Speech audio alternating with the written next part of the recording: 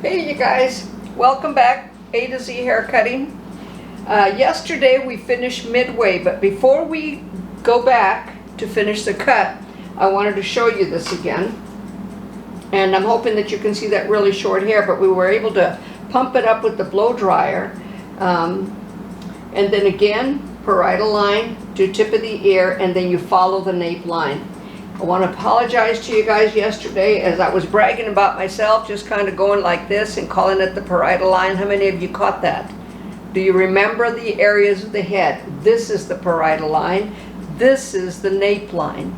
Okay? But knowing exactly where it's at. I mean, either way, I knew where it was at. I was just calling it the wrong thing. But apologize.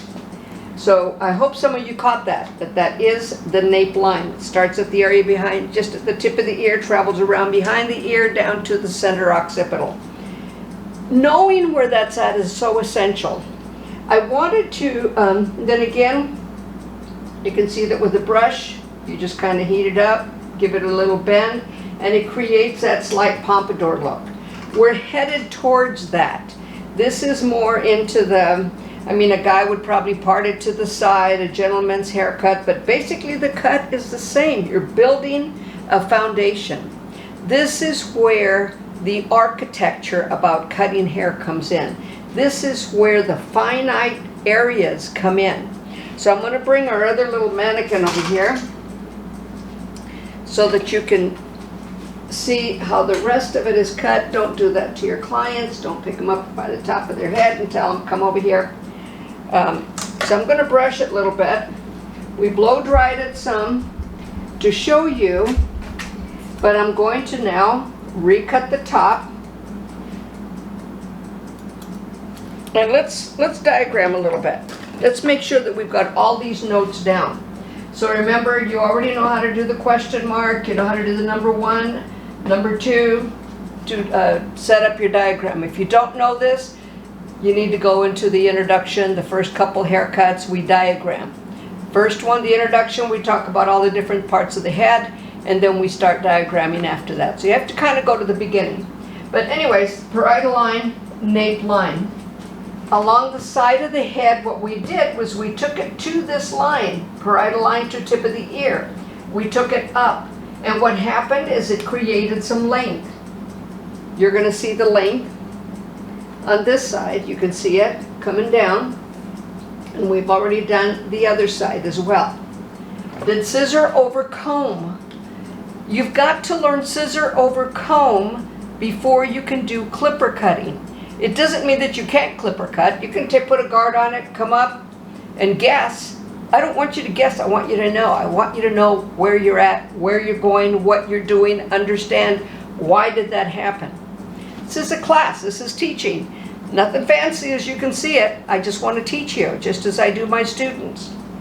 So when we got to the back, we finished, oh no, wait, we took it up, and then we had the little long pieces, so then we carved. It's called carving into it. What I was doing down here was carving up to that line to make that area at the sideburn, or that lower temporal area on the flat part of the head, a little shorter as it traveled up to become longer. Now I'm going to clean that up a little bit more today to show you, but and one thing that I was doing yesterday that I need to explain today, it's kind of a traveling scissor over comb where you just kind of keep cutting and moving at the same time, and you'll see that. But that comes with practice. That doesn't just happen. So this is why when you do this cut, especially if you have your own mannequin, I recommend that you pull it out, take it out an inch at a time. Take it close to the head an inch at a time. Practice the movement first so that when you get to the scalp, you've got the movement. All right, so when we came, then what we did, we dropped down the area below the parietal line, this triangle here, and then we brought it down to this area. In other words, parietal line, tip of the ear, to that very center focal point, and cut it right there. So as we travel and carve up to become longer, then we blend up into it. We've still got some hair on top that we got to clean up, and yes, we created a corner. I'm going to show you how to get rid of that so that the hair comes back like the other mannequin. When we got down to the nape line, we started at the same spot. However, this time We drew the hair up to the nape line. That's why it's so important, and this is called a taper. You're tapering the hair. So that's why it's so important to know that. And as you travel, we cross over. You kind of cross over to the other side as you're doing this. Now, I did it rather quickly yesterday, so I'm going to clean it up today. I can see some hard lines in there, so I'm going to be cleaning it up to show you just a little bit more. This mannequin kind of wobbles on me a little bit more, so it's going to give me a little bit of a hard time, but I'm not going to worry about it. We can do it. We can do it. So then, once we took it back, I'll bring this over. Once we took it back and cut, we ended up with a corner here. What you do then is elevate that corner up. You've got short, and the corner, you take that corner off horizontally, but you want to elevate it up. You don't want to hold it down and take it off, because if you think we have a hard line now, it would even be a harder line. And there's ways to get rid of that, and I'm going to show you some today on how to do that. So now what we're going to do, by the way, then off the vertex, subsection, center part at the vertex, subsection down to about mid-occipital. And then you're going to bring that hair down again to blend. You're going to start at the lower occipital first, bring it down to blend with the nape line, then you're going to drop it from the parietal line. And then what that's going to do is that's going to create almost like a little bit of a bubble, as you can see. It's all right there. We've still got some little long scragglers, but you see this hair coming down into it, all right? And I'll be getting rid of those little scragglers here in just a minute. I'm going to show you the blow drying today too as we do it. Please make sure that you diagram, pause this, write notes, go back, look at it again. This is teaching. This is not just showing, this is teaching you how to cut. So let me get this organized. I'm going to get my shear. So we're going to finish this up a bit, and I'm going to have my shear help me here. See how the shear kind of helps, pushes it back? So I'm going to move that hair out of the way, because we didn't finish this side yesterday because we ran out of time. So I'm hoping today that we have time. So see, we took it parietal line, tip of the ear, at an angle. Now what I want to do is I still want to get rid of some of that length. I'm going to use the large teeth of the comb. I'm going to come up, comb is flat like that against the head. And then I'm going to turn it at an angle in this form. All right? So I want you to know what I'm doing. Pretend this is the head form, and I'm going to turn it at an angle. So do you see that this would be shorter and it gets longer? This is shorter and it gets longer. But what I want to do is, and this is called traveling with the shear. I'm taking it up as I do it. Hold that hair up, go up about an inch, take the comb flat, turn it, and travel with the comb. Again, have your shear help you. Now I'm bringing the hair out just a little bit more, or leaning the comb forward a little bit more to where it's almost horizontal. Now the thing about mannequins is this area along the perimeter line gets to be a little strange, a little bit more difficult. You see my little mask here. All right, so I'm going to bring this down to that. I'm not taking it up higher. Now, travel to, there's my guide, the nape. Following that nape line. I'm not going above it. In other words, I'm not going center occipital. I'm traveling down into it. So you can see that, and you see where I take the comb and I control the hair with it. Look at how it moved that hair forward. And I'm taking that off and only following the nape line. Now you're beginning to see a much cleaner line, because I've gone in and I've cleaned it up, and you see a much smoother, cleaner line. I want to come down here to the corner. Got just that little bit there. Travel up with it. Grab a little bit, travel up just to the nape line. All right, now I'm going to bring this down and bring it up into that area that I want, right here. First I'm going to do it a little bit longer. Get rid of some of that long hair so I can see what I've got. and then I clean it up and make it shorter. See that? Like I said, this mannequin's going to keep turning on me. I'm going to bring this down. Again, vertex, center nape, down to center occipital, down to the center nape, bringing that over. And I've only got that one long piece, so I'm going to let my shear help me here. Hold the hair down, bring it into it, and I'm traveling back into it. It's not just cutting, it's knowing where you're at. I don't want to knock my board over. To know where you're going. And see, it's all but doing it by itself. It's already combing in by itself. Now, what we did yesterday was we cut the top. So we cut the top on this side. Now I'm going to cut the top on the other side, and then I'll go and clean up that lower, the flat part of the head again along the temporal area. But the top, I need to get it wet to do it. And I can do this on wet hair as well. The one thing about doing it on wet hair, however, is you don't see, especially on a person, the natural fall of the hair. And that's so important with this cut. I want you now, I've told you before, look at head forms, look at people, especially guys with really short hair. One side of the head grows forward, the other side of the head grows back. It varies on everybody. Some people have cowlicks along the front. Some people are more extreme on how they grow. So you have to have a pretty good idea what you need to do. And this is many times where your texture shear is going to come in. So I'm going to come here at the center nape. I've got my guide. It's right there. There it is. And I'm cutting it front to back. The reason I'm cutting it front to back is because when you have shorter hair, cutting it front to back, I'm only going up to the vertex, creates volume. I hope you can see that. Let me move this so that you can see it. So you can see what I'm doing here. All right? So I'm going to pick it up again. I'm going to hold my elbow down. And I'm trying to, you want to hold it straight up. This is just like the 180. Straight up at the parietal line. And we're creating that front to back only to the vertex. Like I said, this mannequin, it's not in a very good base underneath it. So I'm going to make sure I've got it all. So I'm going to pull it up. There it is.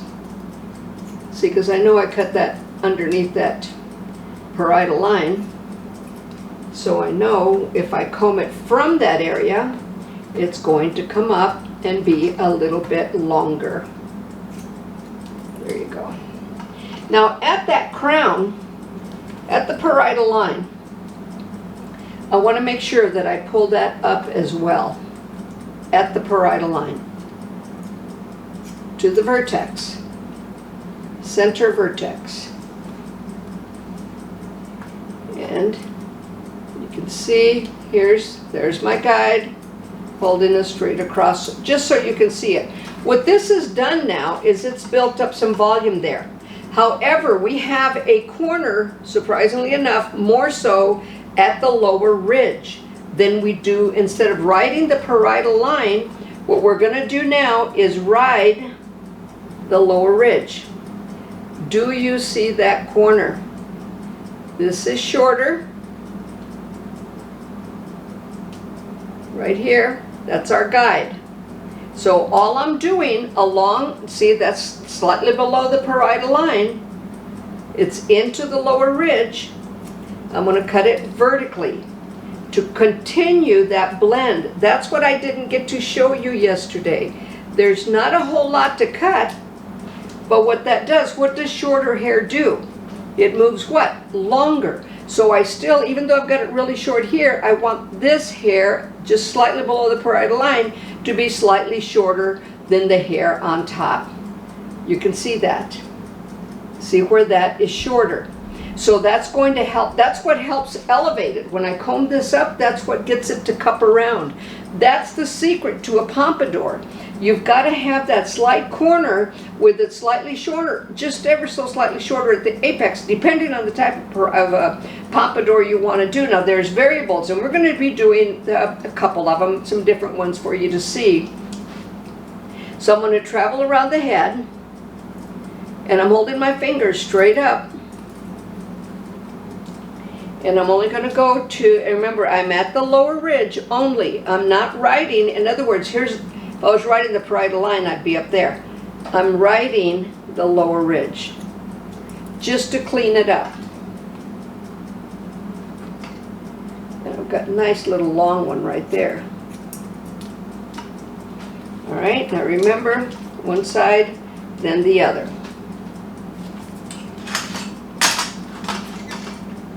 So I'm going to take this, again, the lower ridge. So that's why it's so important. If I just said cut it here, we'd all be doing something a little bit different.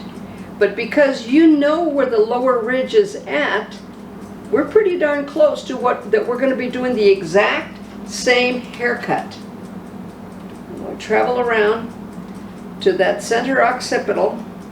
And the one thing that I'm doing that I would rather you didn't do is I'm cutting wet and dry hair. When you have wet hair, it's going to stretch a little bit more.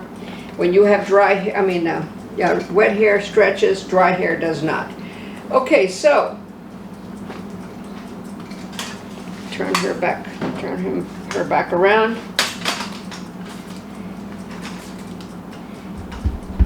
And I want to clean up this side a bit, and one way to make sure that you can see what you're doing is to take your mannequin or your head form and move it to the side so you can see it.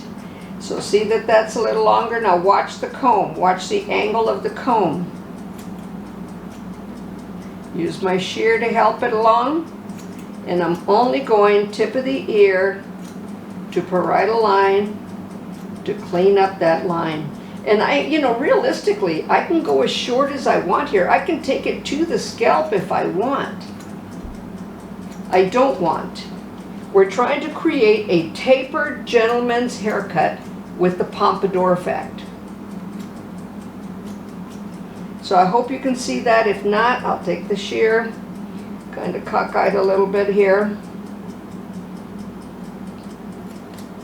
And I'm just kind of cleaning that up. Now let's go to the back. Okay, I have, as you can see, a bit of a corner right there. I'm going to get rid of it.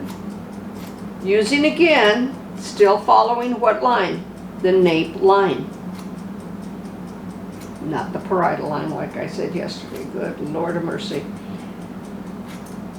Sometimes I get excited in my own work and start jibber jabber. And I need to concentrate just like you guys do.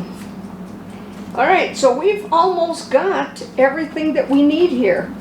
Now the one thing that I want to do on top, this is where your texture shear comes in. Always, always, always dry your shear. I've had these shears, I never have my shears sharpened. If you keep them clean and you keep them dry, they stay sharp. Most especially after cutting wet hair. Now I'm going to get my texture shear. I want to talk to you a little bit about the texture shear. Your texture shear, you already know you're going to hold it exactly the same way. The teeth of the texture shear are what give the hair direction. If you have someone with a cowlick, cowlicks especially at the crown by the vertex are very common. Now mannequins don't have that. Mannequins come without cowlicks. I wish there's some that you can purchase that do have them, but it's almost like not worth it because it becomes more trouble than it's worth. But I'm going to turn her back this way because I want you to see what I'm doing. I'm going to part it down the center, and I want this to have volume. I want this to stand up. So I'm going to take a small section out. I'm going to hold it. Now the teeth of the comb, I want the hair held up in this direction, right? Teeth of the comb are the direction that I want the hair held up. And I'm cutting, just giving it a couple of snips. And I'm only going to do that up to the parietal line, or just slightly above the parietal line. All right, now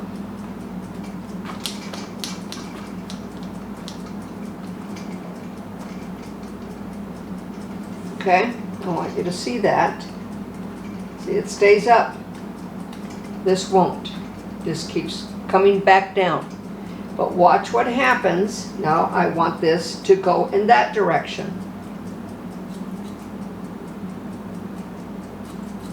And I'm using my comb, and my shear did the exact same thing, but do you see now how it's standing up? It's staying up for me.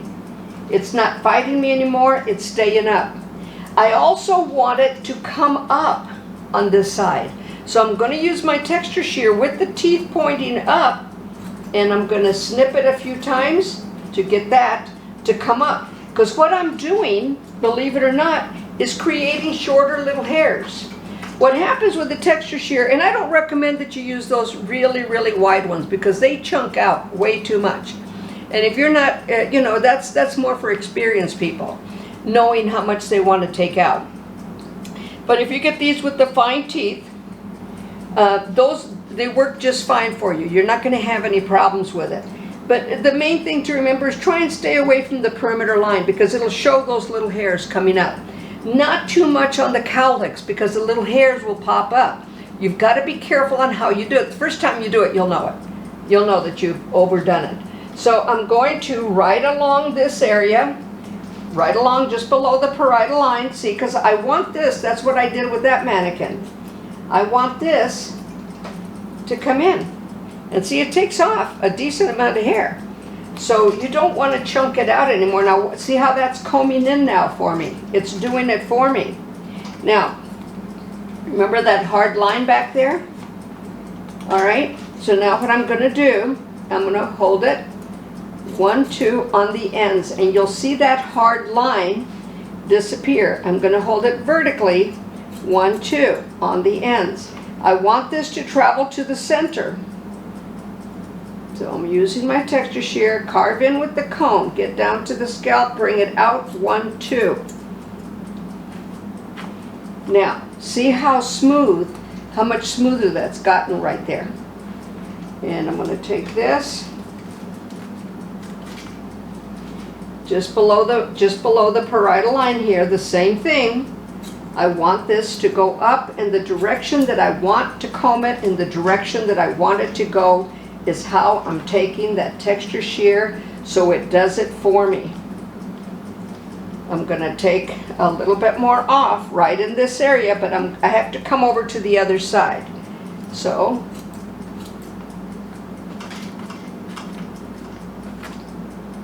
take a little more and just clean it up. Cut and comb, cut and comb. Don't just cut, cut, cut. Cut and comb. Look at it. Look at what you're doing. If you comb it, you can see the way the hair's falling. Now, the reason I turned the texture shear this time for the teeth to come down is I want this to come down at the lower nape. So I don't want it to pop up. I turn the shear for it to come down. And yeah, that's much, much smoother now.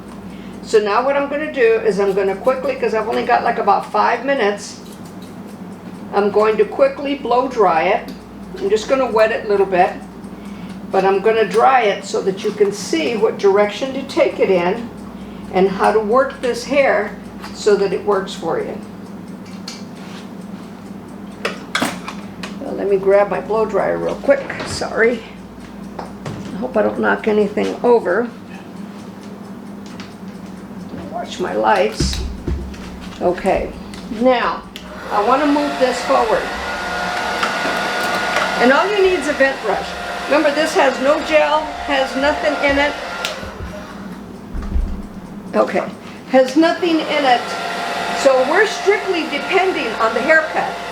So I'm going to start at the slightly behind the apex. Slightly behind the apex. And always use your whole arm. You're not going to see me do this. You might see me turn it a bit, but there won't be any of this. Use your whole arm. Bend it a bit, heat it up, let it cool. And you'll see that volume. Just give it a slight bend because I want it to come up, don't I? In the direction that I want it. Heat it up, Let it cool. Now, never point the blow dryer on the scalp itself. All right, now I'm going to give it, see how I grabbed it? Turn it over, gives it a slight bend, heat it up, let it cool.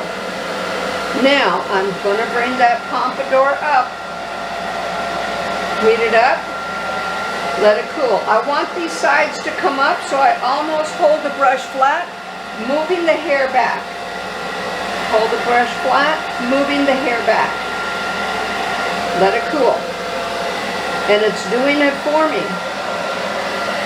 You can see that coming in. All right, so I'm going to bring this up. I tell the hair what to do. You don't let the hair tell you what it's going to do. So I'm just bringing this up. I hope you can see it. I'm going to do it backwards here. I'm heating it up right at the base. That's where I want that volume to be. And any hair, if you have it, if you want to create volume in your hair, what you want to do is you want to heat up that base. You want to hold it, let it cool. And you're going to see, I mean, like a lot of people like their sides to flare out a bit. All right, now I'm going to bring that Pompadour in, heat it up, let it cool. Now you can see that coming in. Now see where that hair's dropped a little bit? Bend it, heat it up, let it cool. Then bring it up. It's doing it for me. That's the cut. The cut is now speaking for itself.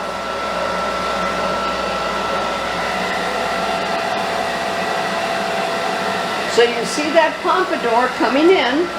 Now at the center crown, like I said, this thing's going to drive me nuts. I already know that. I'm going to slightly comb it out, hold it, and I want it to go into that ducktail. Bring it up. And just slide it right into that ducktail that we're wanting. And you can already see the line. You can see that on their profile. Oh, there's mine. So I know I've only got about, how much time? 2 minutes? So I've got 2 minutes left. I've got enough time to kind of dry this in. And see, once I heat that hair up, it's like a curling iron. It's giving it direction. And you knowing that becomes extreme when you're trying to do this cut. So I'm going to go ahead and turn that off. I'm going to comb it in.